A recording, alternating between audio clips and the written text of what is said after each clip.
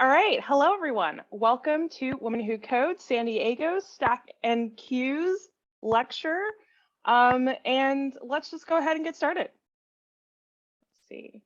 Okay, so if you haven't seen one of these lectures before, or if you haven't come to one of our Hangouts before, this is a whole entire series that we do to get you comfortable with the tech interview process, specifically for software engineering. So technical interviews, they have different formats. There's take-home assessments where you do, like it's basically a coding assessment, an online assessment where you're given some challenges in a set amount of time and you need to complete them as many as possible. There's live coding assessments where you're working with a person on staff and you are typing together you're mostly doing the typing. They're there to help you and guide you through an algorithm, and you're explaining all of your steps. Back in the day, before COVID, there used to be in-person interviews as well. Obviously, we don't really see them anymore, so I won't talk about that. But the main thing with all of these is threefold. First, they want to see if you can, solve the algorithm, right? Like, can you solve this? Can you get to a correct solution? But then on top of that, they also want to see how efficient you can be at solving this algorithm. How much time does it take for your algorithm to solve this? How much space do you use to solve this? And also teamwork. Obviously, if you're doing an online assessment where it's just you and the automated system and you're just going through that, it doesn't really matter that much. But if you're doing a live coding assessment with a team member, they want to see how well you communicate. Can you talk through your thought process? Can you communicate the pros and cons of the solution that you came up with? When the interviewer gives you a hint, do you take it, say thank you, and actually implement it in your code? Do you take hints at all? And those are the sort of things that they're looking for when you, I'm running out of batteries, when you are doing a coding interview. No memento. Let me slide this in. Okay, so that's what we're giving you the opportunity to practice in this series here. We want to give you the platform and the space to go through these problems in a group so that you can practice these skills. You want to practice the algorithm skills, of course, but you also want to practice the communication skills when you're working together with your team. Now, typically, we would go through our algorithm design template, which is CBOP, which is our little corgi that we use to go through how to attack a problem. Because this is a lecture part of the series, we're going to go straight into the material. But when you come here for our practice sessions, we will go through how you go about attacking that tech interview. And basically, it's a set of principles that helps you get through start to finish. But for now, we're just going to go through the material, but come back to these series or to the events of this series. We alternate between lectures, which is what we're doing right now, and practice sessions where you can practice that tech interview environment with your group. Okay, cool. Let's continue. Stacks and Qs. All right, let me make sure I have my little fake whiteboard here. Okay, cool. Stacks and Qs. So I wonder how many of you have come to the earlier lecture series where I talked about arrays. Go ahead and drop in the chat if you have. Thank you, Michi. So let's see, who else here? Priyanka, I know you have. Palguni, I know you have. Let's see. Jimbali, I think you were there for at least the first one. Okay, cool. So you're going to be able to answer the question that I'm going to ask right now. And maybe other people are too. But I'm especially looking at you three when I ask this question. Okay, so arrays. The last couple of events that we did, we talked about arrays. And arrays are super awesome. I love arrays. They're great.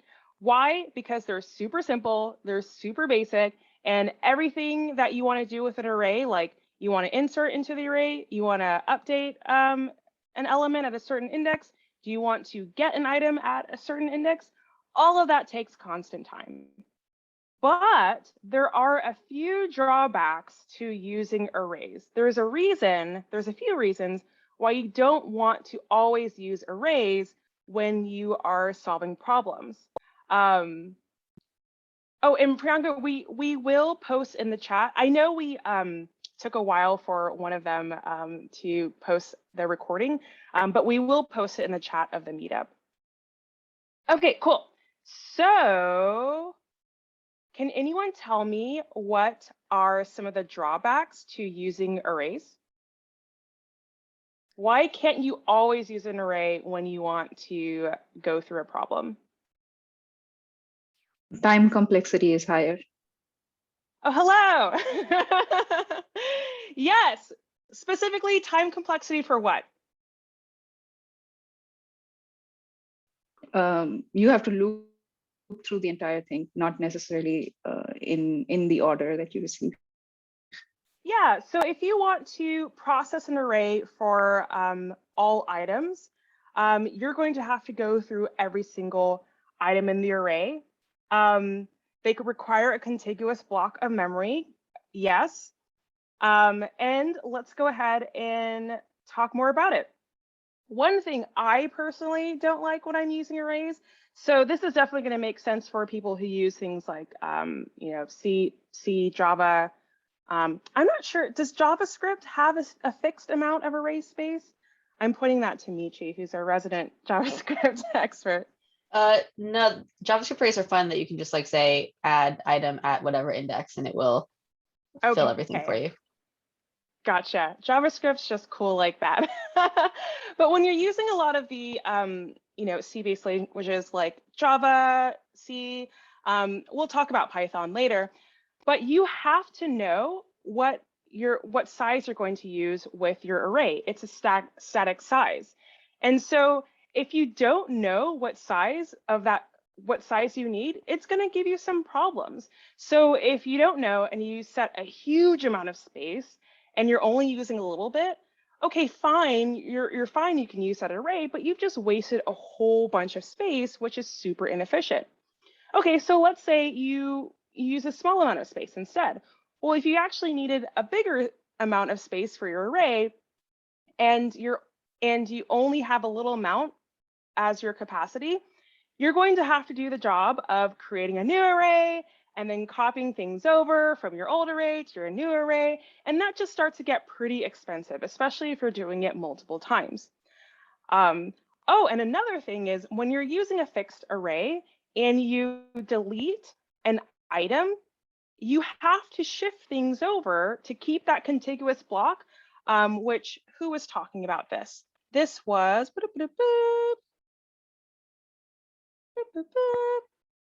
oh, wow, I lost it. I'm so sorry. Regina was telling me that you have to use a contiguous block. So when you need to delete something at the front, you have to shift everything over to the front to keep that contiguous block, which is also super expensive. Katika said fixed size assignment, good. Haguni, they're not resizable. Exactly. All right, you all have it. Thank you. Good stuff, everyone. So that's why arrays can get kind of annoying. But sometimes when you're processing through data, you don't really it's great that in an array you can access every element at constant time. That's great. Congratulations. However, a lot of times when we're processing data, we don't really care about all of the items in an array. Maybe sometimes we only care about the front items of the array. Maybe we only care about the last items that we just put into the array. Or maybe we only care about the first items we just put into an array. And that's where an abstract data type can come in. So abstract data types, as the name suggests, it's a way to abstract away a lot of things that are happening under the hood, basically. We limit our access to the things that we care about, and all of that, for instance, in an array, if I only care about the front or the back, and I don't care about the middle, we're going to create an abstract data type that will abstract the rest of that away. And the interface that we work with only cares about the data that we want to work with. So an example of this, Python lists is a really great example of this because Python is actually a C-based language. It's based on C, and C has fixed arrays. And if you've ever used Python before, you know that Pythons don't have arrays. Instead, what they have are lists, which means that you can just keep on adding items to your list, adding items to your list, and you can add it into infinity. And it looks like it's just constant time, like you're just adding and adding events. But the thing with Java, I'm looking at Palkuni's comment. We're going to talk about that.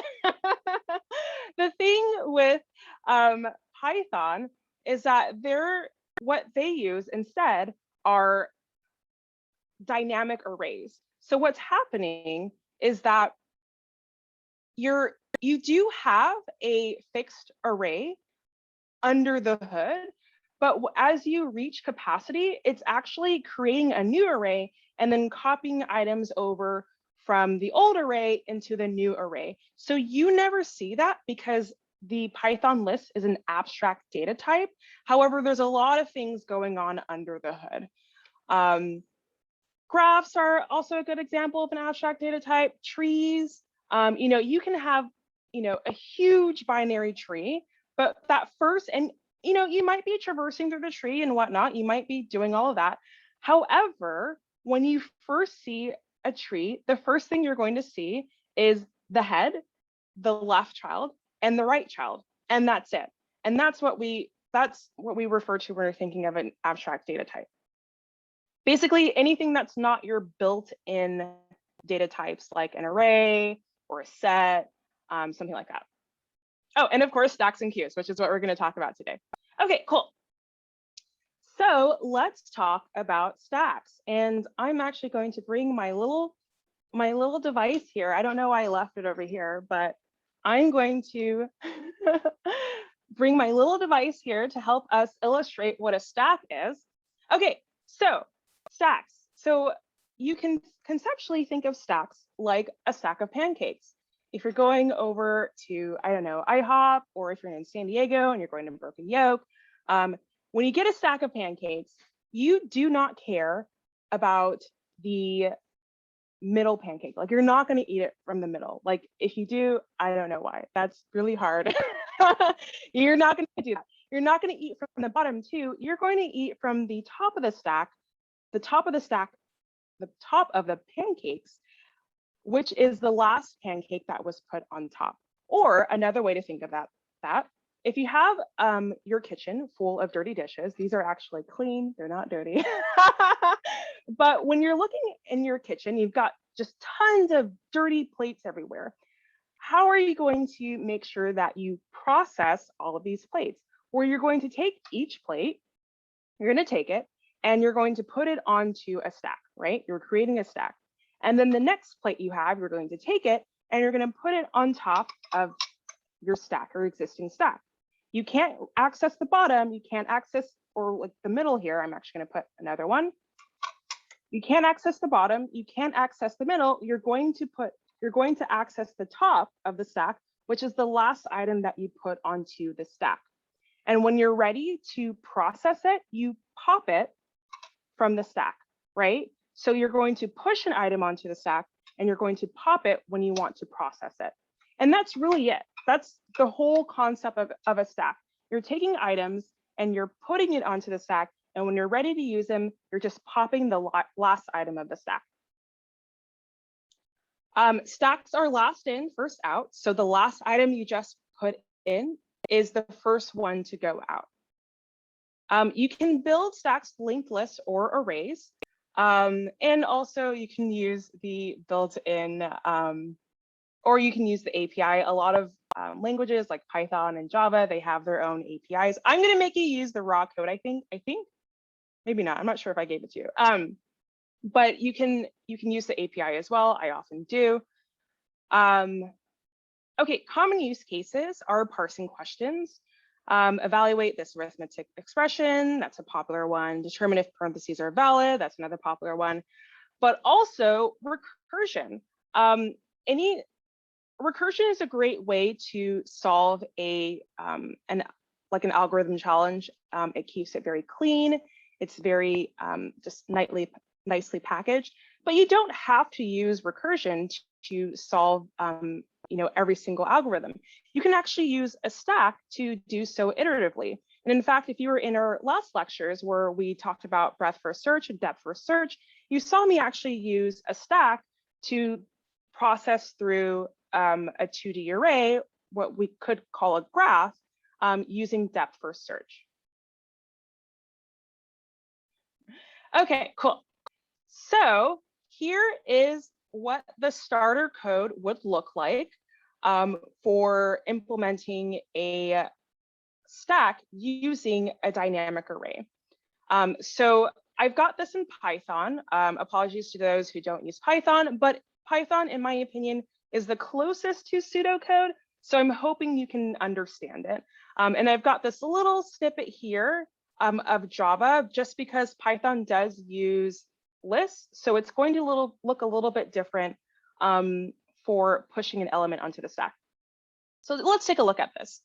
So when you have a stack, you've got your set, of items here, and you've got your index, right? That's where the last item of the stack is. Okay. When you push an item, you're going to just push an item using Python to the stack. And then when you pop an item, you're going to remove the last item of the stack. And you're peeking, look at the last item in the stack and checking if it's empty, right? But if you look at this little snippet here, and this is Java here, apologies to those who don't understand Java, I am going to talk it through though. Okay, so when you're pushing an item, I'm looking down here, function to push new element. When you're pushing an item onto a stack and you're using Java and with a dynamic array, first what you're going to do is you're going to check to make sure that you haven't reached capacity. And if you have reached capacity, and capacity means the array, the fixed array is full, then what you're going to do, we have this function here, create new. So what we're going to do is, if you look at this create new function, we're going to create a new array of some arbitrary capacity called, bound. And what we're going to do is we're going to go through our original array, copy every single item, put it into the new array, and then return that new array with the new item. Or you're going to return that array, and then you're going to place the new item into that array. So that's what we mean by dynamic array. We're going to, every time we reach the capacity of our existing array, we're going to create a new one and copy the items over. So it's pretty much self-correcting here. But when I, the user, am using the stack, I'm not really looking at all this resizing that's happening. The only operations that I care about are push, pop, peek, and is empty. Those are the only, we've got 4 operations: push, peek, pop, and is empty. I'm not caring about the resizing. I'm not caring about where the last index is or whatever. We don't care about that. We just want those 4 operations because it is an abstract data type. All of the other stuff is abstracted away. Okay, cool. Linked lists are actually the best way to come up with, if you have to do it from scratch, honestly, linked lists are the best way to come up with a stack, because all you need to do is have your node, and your head is going to be the top of your stack. So every time that you have a new item and you're pushing it onto the stack, you're just creating your new node, you're pointing it to the head, and then you're moving the head item to your new node that you just created. Anytime that you want to remove that item or pop it from the stack, you're just going to move the head pointer to the next item and get rid of that node. And that's all you need to do. So linked lists, and that's pretty much what this code is doing here. You've got your linked list. Pushing is just adding in, creating a new item and setting that to the head. Popping is just removing that item and moving the head pointer. And then you've got peek again, which just shows you the top, and then checking if it's empty. I don't have it for Java because it's pretty similar. Okay, stack operations. What's the runtime of just pushing something onto the stack? Constant. Popping it, constant. Peek, constant. Is empty, constant.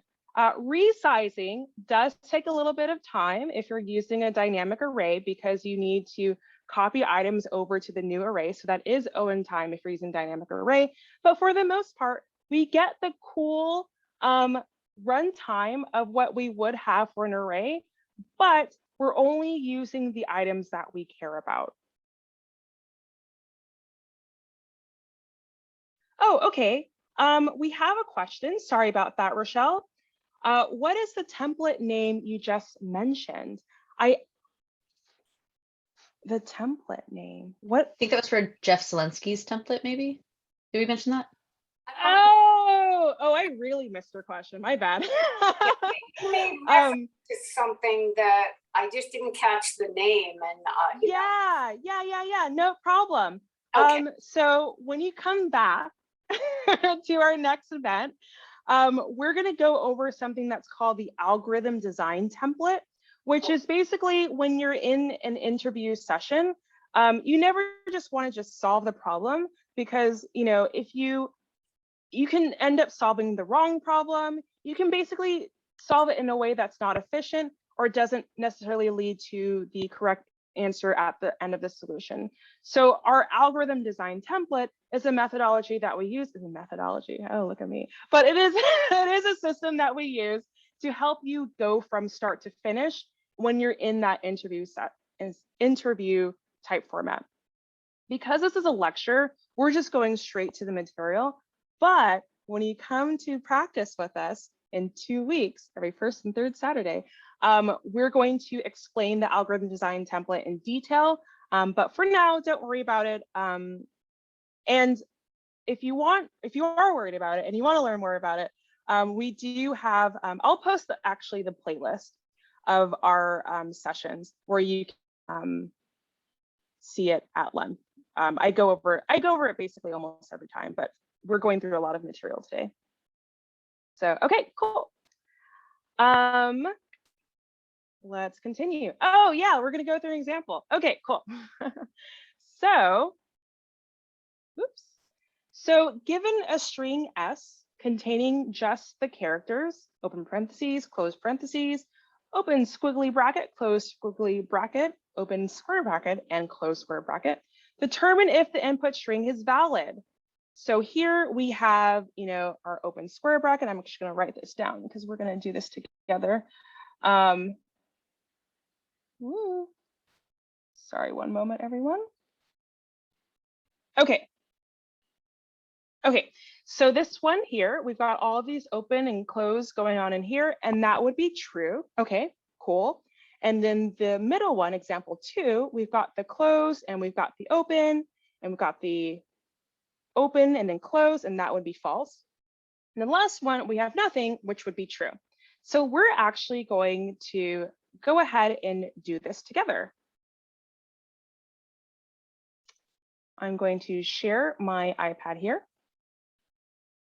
Okay, so this is what this looks like here. Now, I have a question for you all.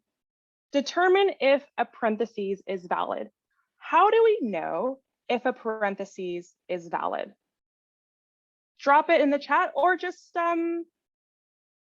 yeah, whatever you choose. How do we know if a parentheses is valid? Actually, I prefer the chat.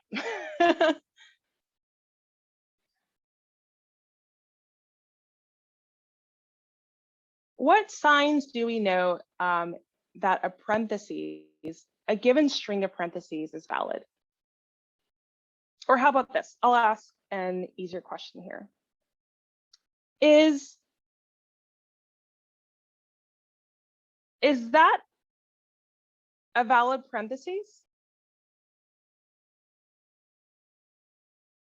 It is not. Why is that not?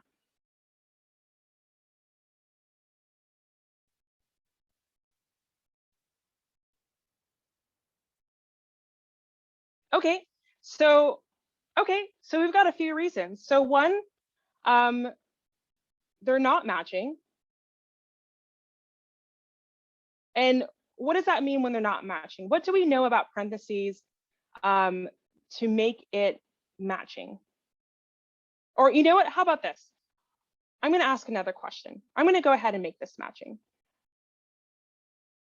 Is that a valid parentheses?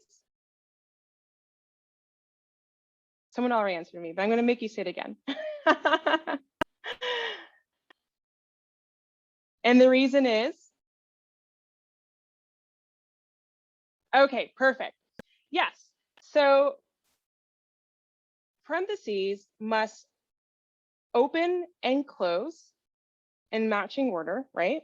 So by matching meaning an open parentheses must come before close of same type. Okay, cool. Let's see. Yeah, it should start with open and close. Perfect. And they must match. So a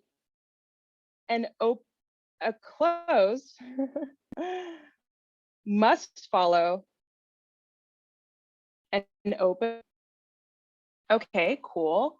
Order matters for open and close. Okay, so I feel like we know what our so an open must come before. Okay, cool. And a close must follow an open. Okay, cool. So let's see.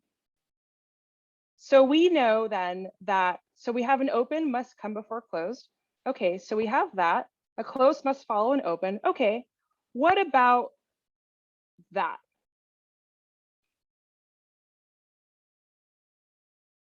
Is that valid? And why not? Because an open does follow, or an open does come before a close, and a close is present. Why is it not valid? The answer is not valid.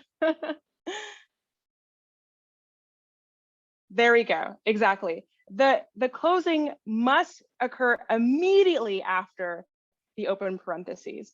So we have to have it like this. That would be valid. Okay. So close must follow an open immediately. Immediatamente. Okay, cool. All right. So I think we have what constitutes a valid parentheses. And now I'm going to ask you, I do realize a couple of you already answered me, but I'm going to make you say it again.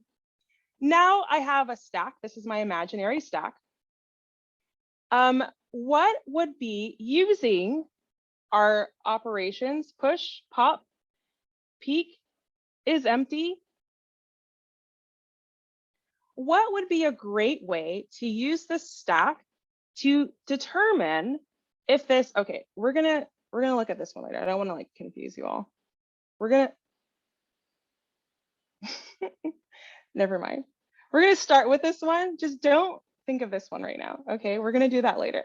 But we're gonna start with this one just because it's a little shorter. But what is a great way to find out if using a stack, if a string of parentheses are valid using what we just learned? If you can think about it. I'm going to tell you, but if you can think about it, that'd be great. I think someone already answered me. I think two of you actually answered me before.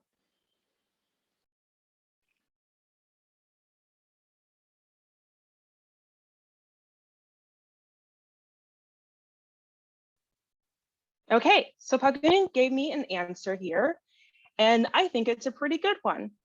So we know that an open must come before a close, but it is not the case that an open will always immediately be before a closed parentheses, only when we're closing that set of parentheses. So if we have an open parentheses, what we can do is, like Falcone said, is just to push it onto the stack. So actually, let's start with this one. I'm all over the place. So let's go ahead and do this one here. And let's just process it. So every time we see an open parentheses, let's go ahead and push it onto the stack. Okay, cool. cool. I'm actually going to put, this is going to be our pointer. Okay. But now we have a closed parentheses. So what's one way to see if it's valid? Well, we know that if we have a closed parentheses, an open parentheses of that type must be immediately before it. So if that's the case, if we look at the top of our stack, that means that should have its matching parentheses at the top of the stack, because that's the property of a valid parentheses, right? So, yep, I see what you're saying here, Katika. So, yep, basically what our classmates were saying here, when we have a closed parentheses here, we can go ahead and just take a peek, or let's just pop it. We'll go ahead and pop it. We can compare the two. Are they matching? Hey, they are. All right, cool. We just remove it for, well, we already popped it. We'll peek and then we'll pop. And then we just keep going through the stack or the string. Okay, so we have a closed parentheses. Let's take a look. Is that matching? It is. So let's go ahead and pop it. Perfect.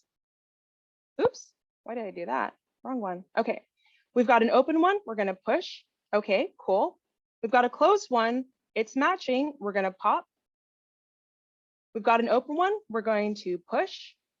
We've got another open one. We're going to push. We've got another open one. We're going to push. But now we have a closed one. So we're going to, is it matching? It is. So let's go ahead and pop. Okay. We've got an open one. We're going to push. We've got a closed one. Is it matching? It is. Let's go ahead and pop. We've got a closed one. Is it matching? It is. Even though it was like forever ago, it is still matching. So we're going to pop it. Keep going. We've got an open one. We're going to push. We've got a closed one. We're going to, it's matching. Sorry, I lost my train of thought. We're going to pop and we're going to go over here. It's matching, so we're going to pop. And so we've reached the end. We haven't had any errors. We're going to go ahead and return true. This is a valid parentheses. Now, if we go over here, we're going to try to push this. We're going to try to pop this. It's empty. So there is no matching parentheses. So we know that this one is false. And another thing I just realized we didn't talk about.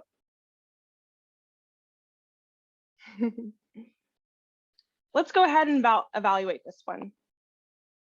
What should be our expected output for this test case right here? False. Correct. It is false. And there's a property, let's see, an open must come before close. A close must follow an open. And it's kind of implied, but I'm going to go ahead and say it. There must be a complete set, right? Let me just make sure I see what you all are saying. Yep, okay, perfect. Yes. Sophie with the exclamation, false. Exactly. So what we're going to do is we're going to, let's move our pointer down here. We're going to push that to the stack. Okay, cool. Let's move our pointer. We're going to push that to the stack. Okay, cool.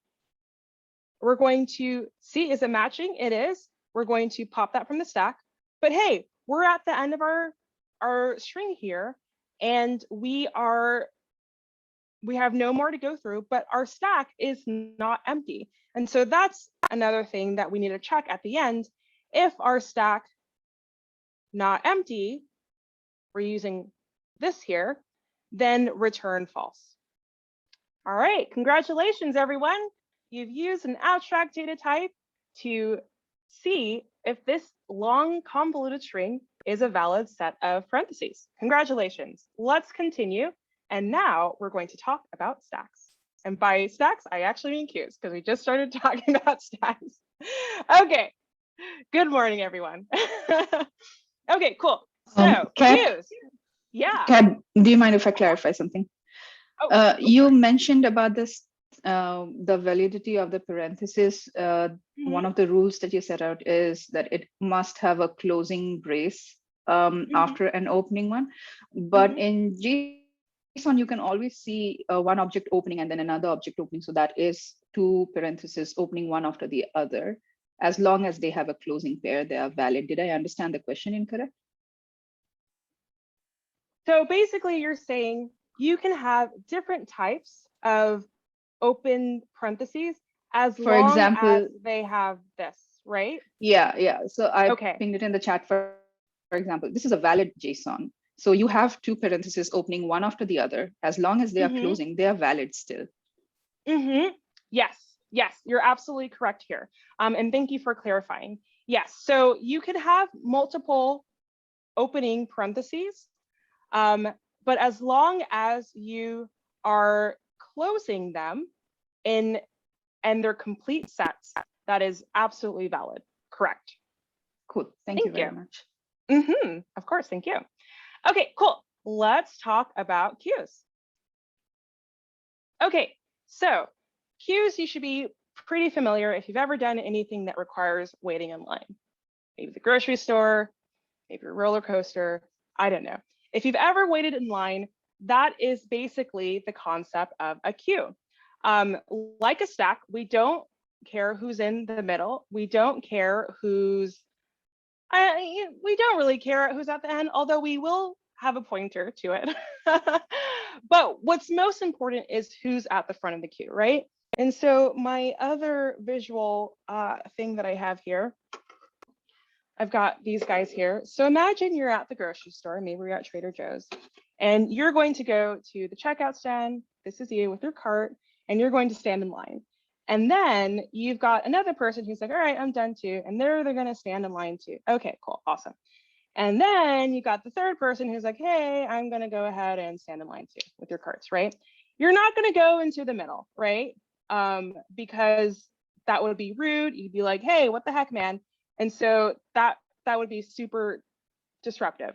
While you care about the rear because you want people to know where they can go to get into the queue, you're not going to process this one first either because that would be super rude because this one was waiting this whole time. So when everything's all set and the cashier's ready, they're going to process you from the front of the queue. This is you. And then once you're done and now you're merry your way, you got your groceries and stuff like that, then they're going to go to the next person in the queue. This is now the front of the queue. And then they're going to go be processed. And then this person's going to go be processed as well. And that is how you process a queue. You're very familiar because we do queues, you know, like the English queue. We're in lines all day, every day, right? Well, not all day, every day, but we do it often. And that's really the same thing when we're doing a queue in computer science as well. Okay, cool. Thank you. All right, so queues, like I just showed you with, you know, our little grocery example here, queues are first in, first out. So the first person, you with your, you know, with your cart, you're the first person to be processed in line, not the middle, not the last. The first person is who gets processed first. First in, first out. So queues are, you can build them using a dynamic array, just like we talked about with stacks. And you can use them with linked lists as well. And or you can build them with linked lists. And if you're ever wondering when to use a queue is a great tool to use when you need to process something in order, right? Just like you would at a checkout stand.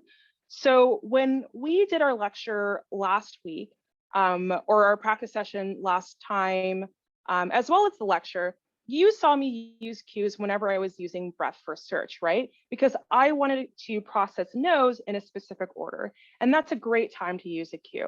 I wanted to go from first to last, to go breadth first search, and a queue is a really great way to do that. Also graphs, I mean, kind of the same thing. But if you want to process graphs in like a level order, it's great to use a queue. Basically any sort of like specific order, queues are great. the main functions for a queue are enqueue, like in the queue, enqueue. So putting an item in the queue is, you can just use this motion. Putting an item in the queue is enqueue, and removing an item from a queue is dequeue. Okay, so let's look at the implementation of a queue using a dynamic array. Okay, so I only got Python here. So here we've got our queue, and we've got some pointers here. We've got the front pointer, we've got size, which isn't a pointer, it's just how big the queue is. We have the capacity, which if this is Java, like how much, basically the fixed size of the array. We've got the rear, which is, the last person in line, the last item in the queue. And then you've got the actual queue itself. In here, we're using a list, a Python list. We've got, hey, are you just like a stack, right? Is it full? Is it empty? Enqueue, or actually stacks don't use this full, but we have is empty. We have enqueue and we have dequeue. And we also have a function to get the front and the rear, to return the front and return the last item in the rear. Okay, now if you're looking at some of this code here, this enqueue, the rear, and this dequeue, the front, it's looking a little bit crazy. We're looking at some modulo operators here. And you might be like, what? Why is this super complicated? Because, when we're using a stack, let's go all the way back there. Yeah, so when we're using a stack and we're pushing an item on a stack, that was super simple. We just pushed it onto, oh, that's a linked list, my bad. We just push it onto the stack. It's right here, right? We just append it, right? I mean, sure, there was some resizing going on with the dynamic array, but for the most part, we're just pushing it onto the stack, right? If it's not at capacity. But here, even when it's not at capacity, we're doing some weird modulo stuff here. And what the heck is that? Well, the reason why it's looking a little bit cray is because of how we operate with queues. So I'm actually going to show you on my little whiteboard here when it comes up. Okay, so say you have a queue, right? And let's give it a size of, no, let's start with a stack just to illustrate here. Let's say we have a size of 8. So 2, 3, 4, 5, 6, 7, 8. Okay, we've got our items in the queue. So, or stack, hello, let me write this, stack. So we've got our items in the stack. Okay, here's our cool little items. Okay, so a stack is super simple. When we want to push a new item to the stack, we just push it onto the stack. When we want to pop an item from the stack, we just pop it from the stack. All of our operations are happening, whether it's pushing or whether it's popping, all of it's happening in the back or the top of the stack or the back of the array here.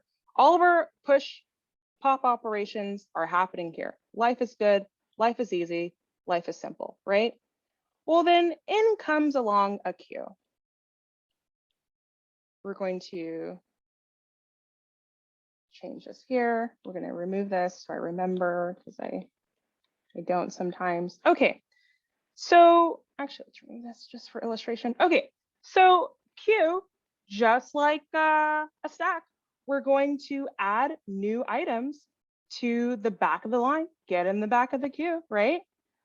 But when we remove items from our queue, we're actually not removing it from the back of the array, we're removing it from the front. So we're removing this to dequeue it, right? We're removing this to dequeue it, right? Now, the issue with that is we have a fixed array, right? We talked a lot about fixed arrays.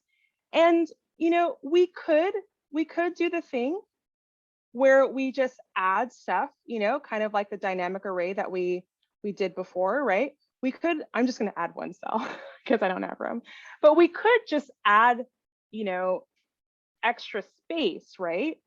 But why would I add extra space when we have all of this space right here, right? Especially if I'm like really dequeuing here, like I'm going to dequeue all of this. All of these were processed. and it's just these last two people. Am I really going to copy all of the items from the old, like create a new array, copy all of the items from the old array to the new array when I've got all of the space right here? Really? And the answer is no, you're not. What you're going to do before you even resize the queue is first what you're going to do is you're always going to have your front pointer, okay? And you're always going to have your rear pointer. And instead, when you have something that's going to, when you have a new item, so when you're at capacity, I use it in quotes because we're not, as you can see here, there's a lot of room here. But once you've reached the size of the queue at the rear index, instead of just resizing your array, what you're going to do is you're going to actually go ahead and wrap all the way to the front. So when I have a new item, I'm actually going to insert it right here. Okay, I'm actually going to remove this because it's kind of confusing. And then what I'm going to do is I'm going to take that rear pointer and I'm going to move it all the way to the front. And we're going to add another item here. Okay, cool. Let's just go ahead and take that and move one over. We've got another item here. We're going to add it and move one over. And our front item, we'll just go ahead and remove that and move this. Okay, cool. Once we want to dequeue again, we're going to remove that and we're going to now move that over here. And that's how the queue operates. That's why you see all these weird modulo functions. It's because you're making use of all of the extra space that you have when something is removed. And the way that we do that to find the next item is you take the index that you're at +1, and then you're going to module it to the size, right? So let's actually go, okay, sorry, I'm going to go back.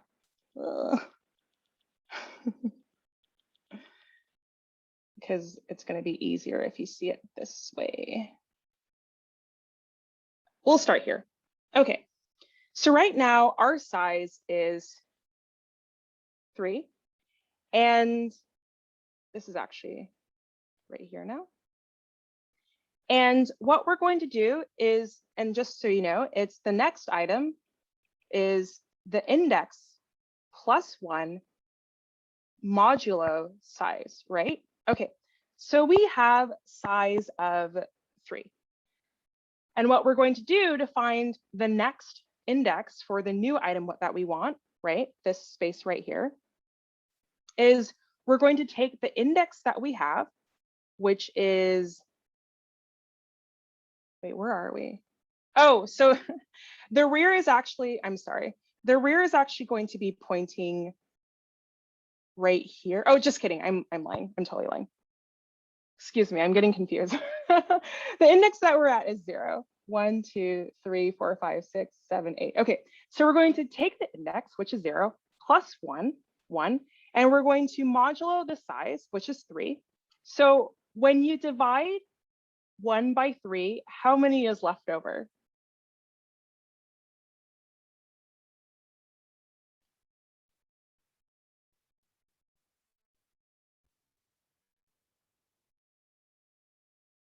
Anyone? Perfect. Because 3 doesn't go into 1, right? So you're going to be left over with 1. So we know that the next index that we need to go to is 1. So we're going to put our new item here, and then we're going to remove, or we're going to move the rear there. And so that's basically a quick, hopefully helpful and understandable explanation as to why when we're doing these operations, let's see, when we're doing these operations, why you see all of those modulos is because we're trying to find the correct index for the rear or for the new item or for the new front index while accounting for that space saving functionality that we have here. So this kind of explains what I just went through. I'm not going to go through it again because I kind of just drew it all for you. But basically, when to keep track of your space, or sorry, to save your space, you're going to take advantage of those empty spots in the array. And in comes our pal, the linked list.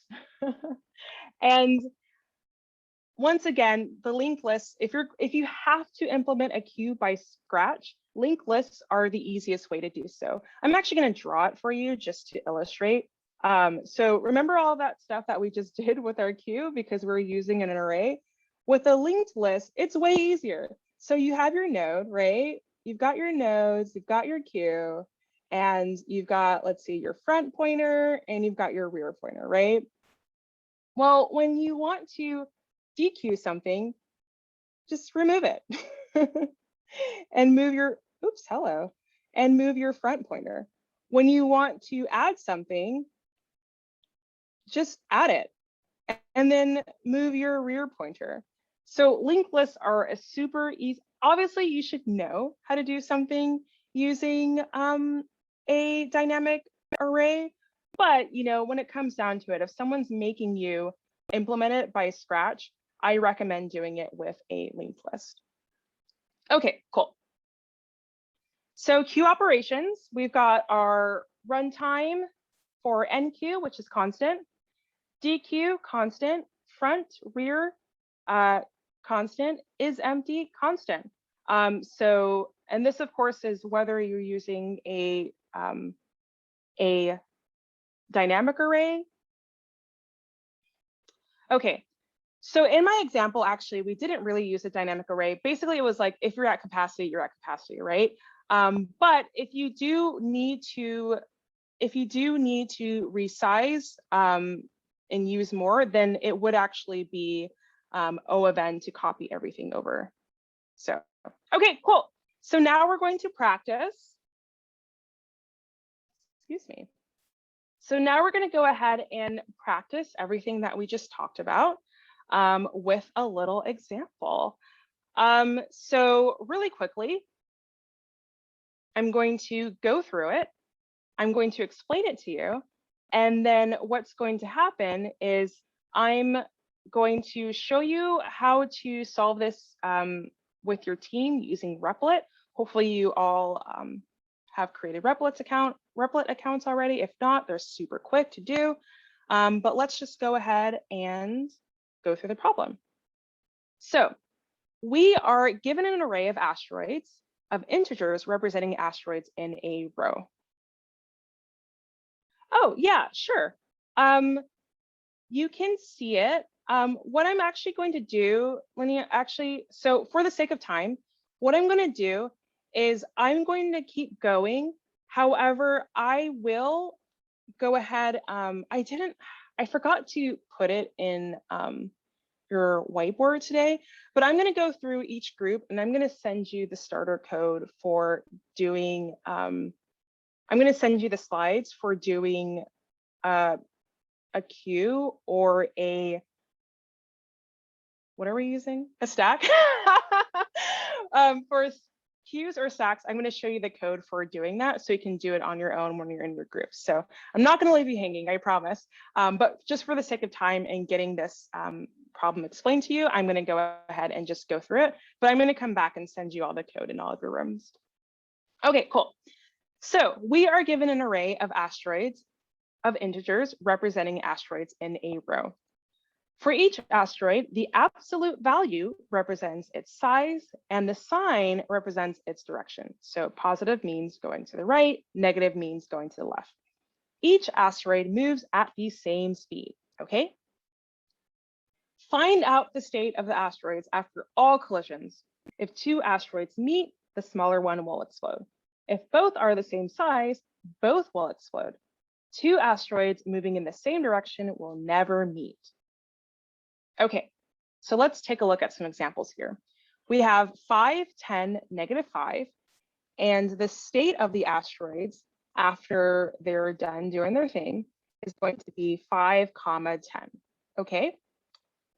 Then our next example here is 8, -8. And once that's done, then we're actually going to have an empty set here because they've collided and they've exploded and whatnot. Oh, cool, we've got more. We've got 10. I'm going through this fast because I'm going to draw this for you, just to help expand and illustrate so it's a little bit easier to understand. Okay, so we've got 10 to -5. The 2 hits the -5 and explodes. The 10 hits the -5, and 10 is left standing. Okay, and then we have -2, -1, 1, 2, and they never meet. So there's no explosions. We're going to return the same list. Okay, what the heck does that mean? Okay, so we've got this one. Oops, why did I put 1 twice? Hello. Okay, cool. So here we have 5, 10, -5. So 5, 10, -5. And I'm going to draw little asteroids for you. So we've got our 5. And it's, traveling. Hey, I'm an asteroid. All right, cool. And then we've got 10, which is coming right after it. But, they're both going in the same direction. So they don't explode. They're just like, we're asteroids. Cool. But then we've got this -5. And this guy, while these guys are going this way, this guy is like going, yo, I'm coming this way. This is literally how I explain things to myself. So -5 comes over here, 10 comes over here, and 10 is larger than -5, right? The absolute value of 10 is larger than -5. So this guy explodes, boom. And then these are left standing. So our resulting is 5, 10, and just making sure that's what happened. You can't see it, but I can. And that is indeed the expected output. Okay, let's go to our next one. 8, -8. So we've got our 8 asteroid here. It's going this way. Hello. We've got our -8 asteroid here. It's going this way. Hello. They're both the same size, so they both explode. So we are left with that. Yeah. Okay. Let's just go to the last one because that's a little interesting. So we've got -2, -1, 1, 2, right? So we've got -2, and -2 is going this way. Now we've got -1, right? And -1, they're also going this way. And now we've got 1, right? It's the opposite. It's going to explode, right? Well, while these are going this way, this is actually going this way. Huh, okay. And we've got, we've got 2. So these are still going this way, and now these are going this way. So an explosion never occurs. So that's why we will just return this, because an explosion never happens. I'm glad. Okay, cool. Okay, so I explained the problem. Hopefully you understand. If anyone doesn't understand, please let me know, and I am happy to go through another example, another test case, if you will. I'm just going to wait a moment to see if anyone still needs an explanation. Okay, so now I'm going to show you how you would go, how are you going to solve this with your group.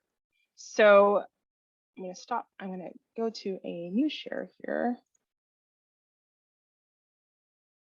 Oh, did it not share? No? Oh, it's because I'm, okay, cool.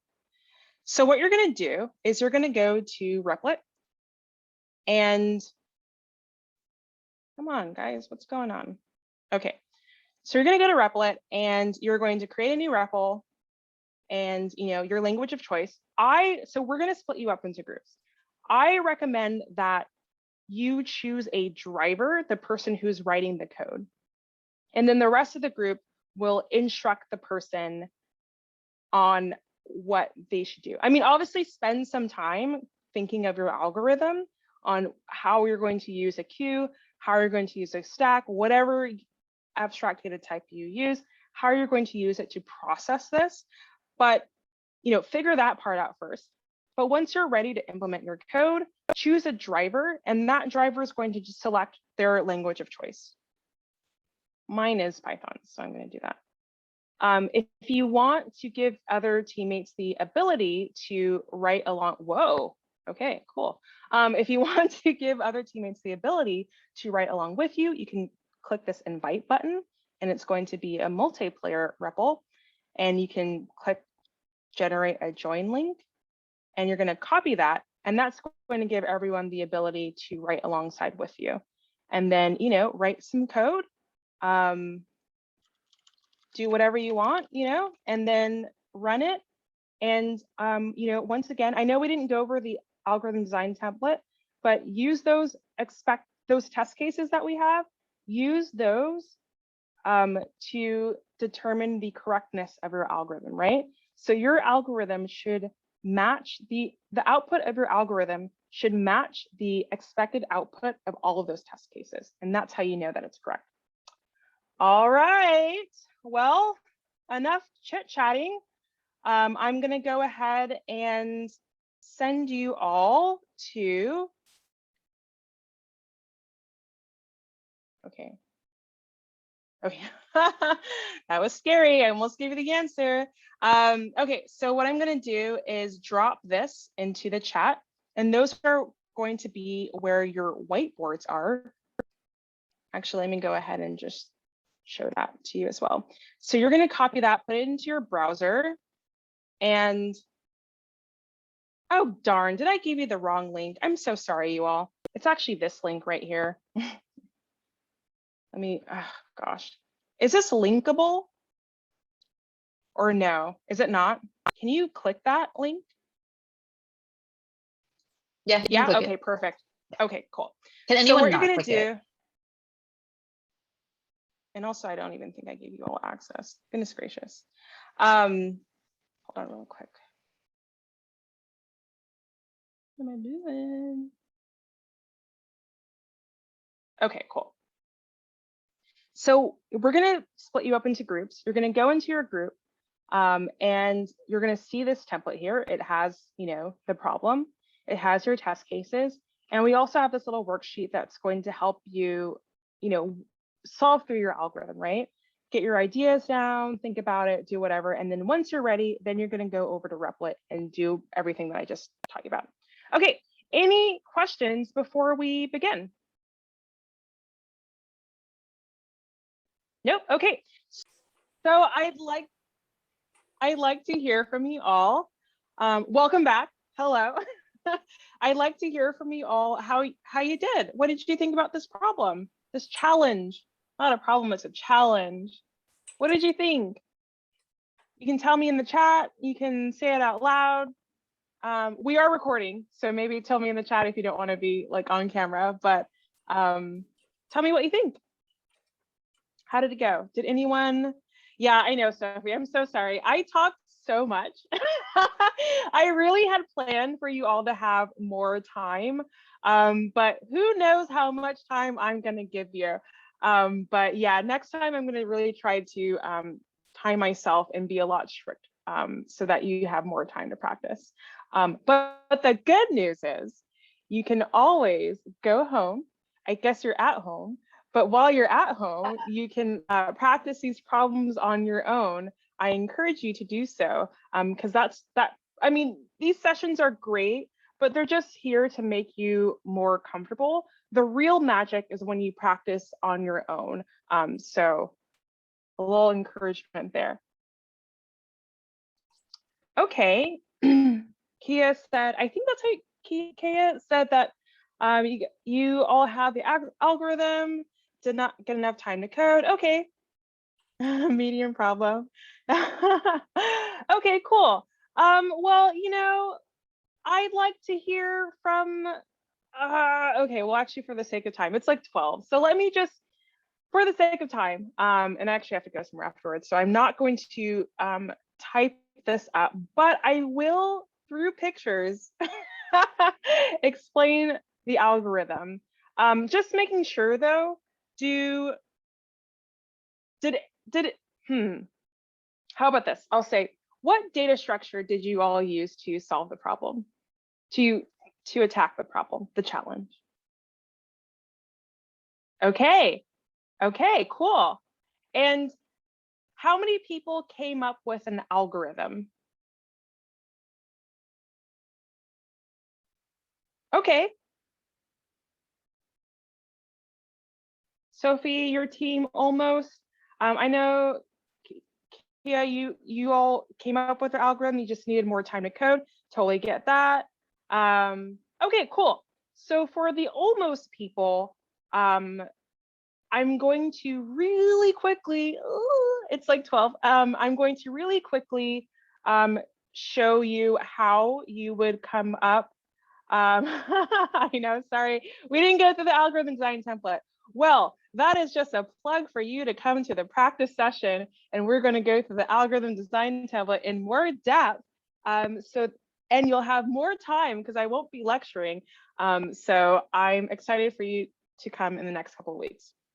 Okay, let's just go through, like, I don't know, we had 5, 10, -5, but let's just add some negative, I don't know, 20. Let's just add that bad boy at the end. Okay, so stack, right? You're correct. Stack is the best way to go about this, because while we're processing this, we don't care, like if we're here, you know, let's say our pointer's right here. We don't care about number 5 all the way at the front. We don't care about 10 because it's all the way over there. That's not where the collisions happen.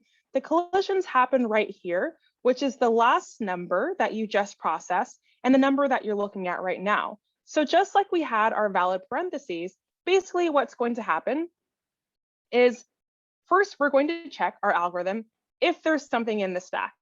If there's something in the stack, then we process. If not, we just push. So I'm going to say if stack, else, you know, push, something like that. This is probably not the algorithm I'd go with. I tweak it a little bit, but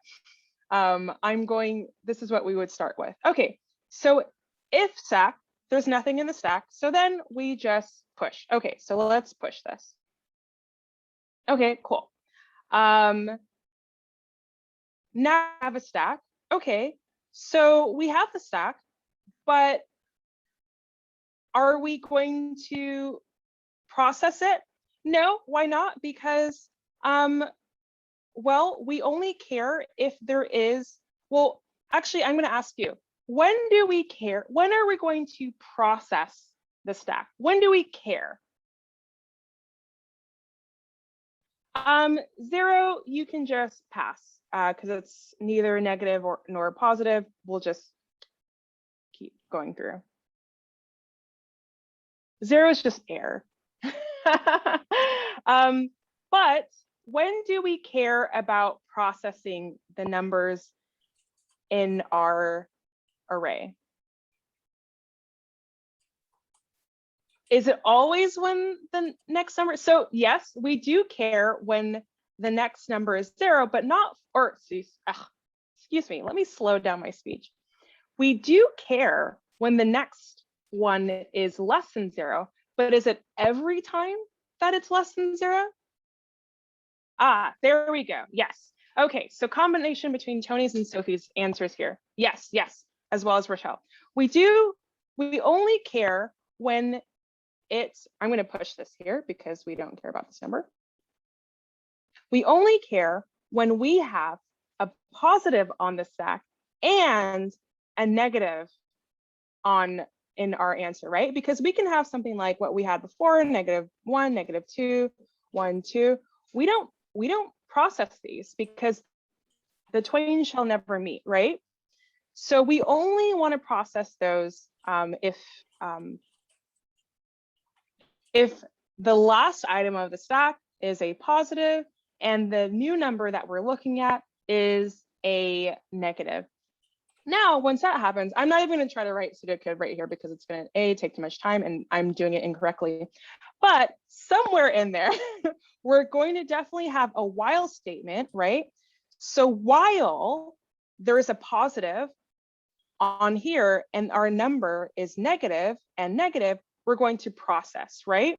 So negative, we have a -5 and we have a 10. So we're going to go ahead and eliminate that. And now we know we're done, right? Okay, so we don't care about that because it's both positive. Okay, now here's a good one. So while the pointer that we have is negative and these numbers are positive, we're going to process them, right? So -20 is greater than 8. So we're gonna, whoops, my horoscopes. Now -20 is greater than that still. So we're going to process that. By process, I really mean pop. And -20 is bigger than that. So you're going to process that. And then once we're done, we're going to push onto the stack. So that is a very rudimentary way of explaining it. However, if you are looking for a more elegant solution to what I'm talking about, I do have, okay, so stacks. Yay, you all did it, stacks. And this is an explanation if you don't quite understand how we got there. There is a Java code right here. If you use Java, they use just a heads up, they use the built-in stack feature. So just so you know.